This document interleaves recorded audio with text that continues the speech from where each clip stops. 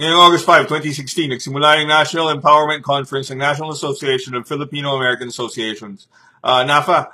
Hanggang bukas yun, August 6, 2016. Sa 24 na speakers o magsasalita sa conference, ek-ek na ito, hindi magsasalita ang lola nyo na si Leni Lugao. Alam nyo ano gagawin ni Leni Lugao? Magpapakita siya 6 p.m. ng gabi. 6 p.m. ng gabi. Ang gagawin niya, induction ng officers ng NAFA. Ano kinalaman ng induction of officers ng NAFA sa Housing and Urban Development Coordinating Council o sa opisina ng Vice President ni Lola Leni Lugao nyo? Yan ang isa sa pinakamalalaking kababalaghan ng buong mundo.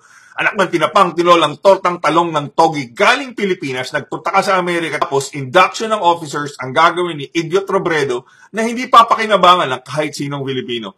Alamin nyo kung sino sa kasaysayan ng Pilipinas ang vice-presidente o presidente na nagpunta sa Amerika at ginastos ang pera ng Pilipinas para sa induction of officers ng isang grupo. Parang sinabi ni Leni Lugao sa lahat ng Filipino. Ako si Maria Leonor Herona Robredo. Putang ina ninyo lahat. I won the elections.